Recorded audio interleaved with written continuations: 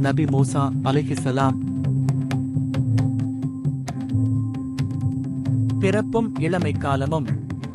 பார்வோன் மன்னன் இஸ்ரவேலரின் ஆண் குழந்தைகளை கொன்று கொண்டிருந்த காலத்தில் மூசாவின் தாயார் கடவுளின் தூண்டுதலால் அவரை ஒரு பெட்டியில் வைத்து நைல் நதியில் மிதக்க விட்டார். தெய்வீக அருளால் அந்த பெட்டி பார்வோனின் மனைவி ஆசியாவால் கண்டெடுக்கப்பட்டது. குழந்தையின் மீது பரிதாபப்பட்ட அவர் மூசாவை தன் சொந்த மகனாக வளர்த்தார். இதனால் மூசா பார்வோனின் அரண்மனையிலேயே வளர்ந்தார். إن فرعون علا في الأرض وجعل أهلها شيعا يستضعف طائفة منهم يذبح أبناءهم ويستحي نساءهم إنه كان من المفسدين. நிச்சயமாக ஃபிரவுன் அந்த நாட்டில் தன்னை உயர்வாகக் கருதினான்.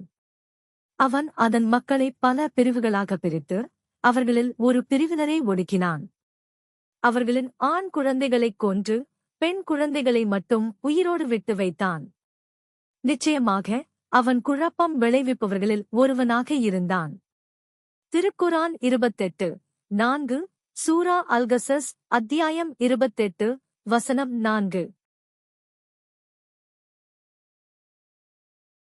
ஃபிரவுன் இஸ்ரவேலர்களின் ஆண் குழந்தைகள் பிறந்தவுடன் அவர்களைக் கொன்று வந்த காலகட்டத்தில் இஸ்ரவேலர்கள் ஃபிரவுன் மற்றும் எகிப்தியர்களுக்கு அடிமைகளாக மட்டுமே இருந்தனர். மிகக் குறைந்த அல்லது ஊதியமே இல்லாமல் கட்டாய வேலைகளில் ஈடுபடுத்தப்பட்டனர். அவர்களுக்கு எந்த உரிமைகளும் இல்லாத தாழ்ந்த குடிமக்களாக நடத்தப்பட்டனர். ஃபிரவுன் இஸ்ரவேல் மக்களின் ஆண் குழந்தைகளைக் கொல்ல உத்தரவிட்டிருந்த ஒரு வருடத்தில் ஒரு பெண் தனது மகனைப் பெற்றெடுத்தாள். அவள் மிகுந்த பயத்தில் இருந்தாள். அவளுடைய மூத்த மகன் ஹாரூன் ஆண் குழந்தைகளைக் கொல்லாத ஒரு வருடத்தில் பிறந்ததால் அவன் இந்த ஆபத்திலிருந்து தப்பித்துவிட்டான். மூசா எகிப்தின் கொடுங்கோல் மன்னனான ஃபிரவுனால் அடிமைப்படுத்தப்பட்ட இஸ்ரவேல் சமூகத்தில் பிறந்தார். ஒரு குழந்தை தன்னை வீழ்த்தும் என்று தீர்க்கதரிசனத்தை கேட்ட ஃபிரவுன் இஸ்ரவேலர்களின் ஆண் குழந்தைகளைக் கொல்ல உத்தரவிட்டான்.